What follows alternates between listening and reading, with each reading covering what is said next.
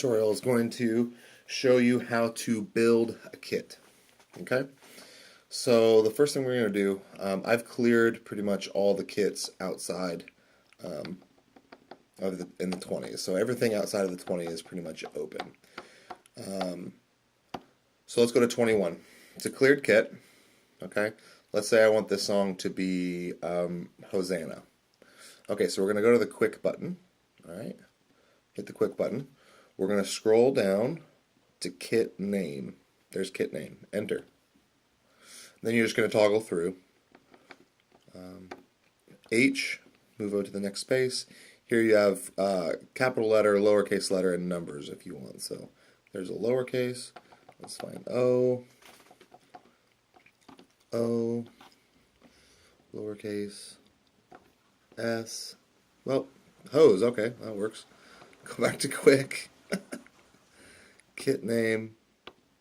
And let's finish that off right. I guess I accidentally hit the enter button there. Okay. Hopefully I'm spelling this correctly. Probably not. That doesn't look right. Okay. Oh. Hosanna.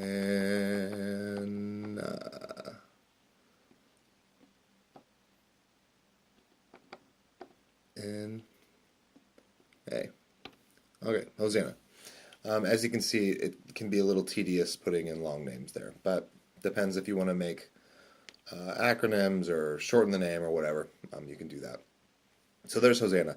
Okay, let's say we're now at our phone or at our computer and we've pulled up the song and we want to get an idea of where the BPM is. So let's just assume, let's see, Hosanna, Hosanna. So we're going to start tapping that out at that speed. We're tapping along with the song itself. Okay, let's say it's around 113, so it's 113.4. That's what it averaged my taps at. Okay, but I want to make that really definite. I don't want to deal with decimals. That gets too complex. So what we do is we go to menu up here. Once we've tapped it out and we have an idea, we go 113.4. That's 113.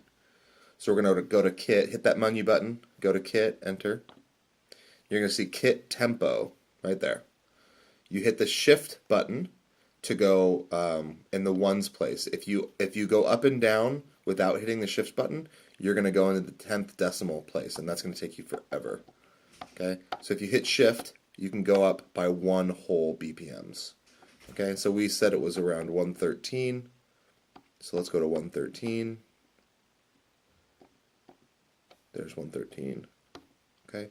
Kit volume, usually you want to keep this at 100 no matter what, so you're not going to use that. So now, once you've gone to the menu button and you've gone into the kit itself, you've adjusted the tempo, the BPM, now you know that it's going to be locked in. If you are on a kit and you want to tap out on live on the spot and you find, oh, it's a little bit faster than I had realized. It's at 171.9, that's a lot faster than 113. And you hit the click button, it will give you the 171, but as soon as you go outside of that kit and come back to it, it will always be defaulted at that 113. Okay? You're going to have to, if you want to lock a kit into a time, a BPM, you have to go into the menu button and do what I just showed you. Okay? So let's say 113 is the right BPM. We've named this kit. Now we want to throw a pad in there. Let's say the song is in the key of B, and we want to have a B pad. So what we're going to do then is, we're going to go to menu, okay? We're going to go over to pad, enter, and you're going to see a grid here on your right-hand side of the screen. Hopefully you can see that well. This grid represents all the pads that are up above here, and I'll zoom out here in a second to show you those. But you know, you're looking at the Roland right now. You probably have it in front of you, so you know what they look like. So usually what I've done is I've kind of identified this bottom right pad, which is right up here. I've identified that as my kind of default pad or ethereal synth sound pad. Okay. How we're going to change that though, because right now there's nothing assigned. If you can read that, it says no assigned on that bottom right pad. Okay. What you're going to do is you're going to go through and you're going to basically be toggling through all of the sounds that are loaded onto the Roland. There's a lot of preset loads. You'll see things that are already preset on this Roland. So you're going to be toggling through a lot. You're going to find kicks, snares, hi-hats, all that kind of percussive stuff on the front end. The pads that I have dropped in are further in the back. So you're going to want to hit this, once again, the shift button. It's a pretty important button. Shift button, and just start going through. You'll get to those pads pretty quickly. Let's see, there we are. We're in the 245 range. So now we're going to toggle through and we're going to find the key of B. Where's that at? Here we go. Key of B. There it is. You can read that now. So it's 230 is the key of B. Okay? So now this pad is triggered. This pad is triggered for this synth, the key of B pad. These other options down here, pan, I don't ever want to pan hard right or hard left. I always want to keep it centered. Mute group, that's something we'll talk about in a different video. You don't need to worry about it now. Same with the tempo sync. We can talk about that later. If you toggle between these buttons here, okay, this says main. This is your main page for that for these pads, okay? You want to make sure that it's still on that right pad. If you touch another pad while you're in this view, watch what happens to this this grid over here. It changes which pad you're now assigning. So you want to make sure if you're touching any of these pads up here that you're on the right one. Right now, that's the right one. And you can hear the pad playing in the background now.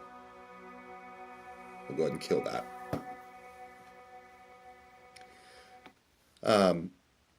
So if you're on the right pad, make sure you're on the right pad. Go to mode, the center button here. You're going to want to make sure that if it's an ethereal pad that's playing in the background as a texture, you don't want it to stop abruptly. I've found that it's actually helpful to keep this loop function when it comes to a pad, not when it comes to snares or kick drums or anything like that, but if it's a ethereal synth playing in the background as a texture, keep the loop button on. That means basically now several of these pads are 20 minutes long, 15 minutes long. You won't get through a pad in one song. But there are other pads that are only 2.5 minutes long, or 6 minutes long, or whatever it is. Basically, you don't want that pad to stop playing in the background until you manually stop it. So if you have the loop function set to on, it'll just loop through and keep playing it indefinitely until you've decided to stop it, which is good. You don't want it to stop where there have been times where there's been several songs in the same key, and for a performance sake, it's much easier for me to leave the pad playing, and so I'll leave the loop on so it just keeps going until I stop it. Now these are really, really important functions here. You got to pay attention to this part. This is the trigger type. You have a couple of options here. Hopefully you'll be able to see this. You have a shot option, which means that you hit the pad once and it plays, and if you hit it again, it plays it again. Okay, meaning so if it's a snare, that's good because you want to hit it because the snare sample sound ends within a second because it's just a quick ka and it ends.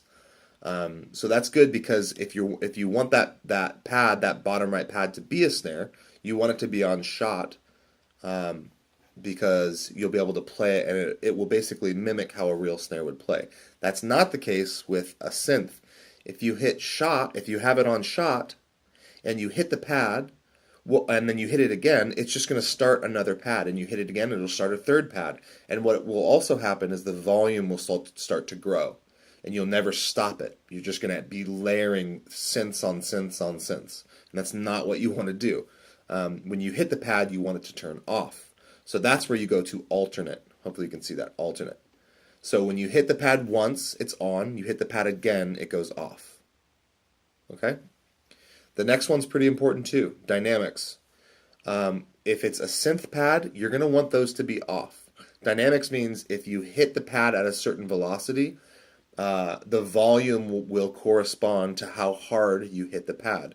So if you hit it too softly in a performance, the volume is going to be playing at a very, very low volume, to the point where it won't even show up in the mix sometimes. Okay? You don't want to, during a performance on the drums, you don't want to be focused on how hard you're hitting a pad. You just want to hit it hard enough to turn it on. So you want to make sure that the dynamics are off. The only time that you would want a dynamic, the dynamics turned on, is if, once again, this pad is set to a snare, and you want the snare to play corresponding to how hard you hit it. So if I hit it really hard, the volume of that pad, of that trigger, is going to be louder. If I hit it softly, it's going to be quieter. It gives you dynamics, hence the name. So for a pad, though, like I said, you want that to be off. So your settings look in the mode function here should be loop on, trigger type alternate, dynamics off. If you're playing ethereal synths in the background, that should be your setting. Okay? Sub, this is not something that you're going to really need to know about on this video, but just know that this is basically, well, we won't go into that right now. But let's say, so now we've let's just go back into this real quick, give it a quick look over. That looks right. The pan is centered, the volume's at 100, it's the key of B. Don't worry about these other two functions. Mode, loop is on, trigger type is alternate, dynamics is off. That's all good. Okay. Now we've just created a kit.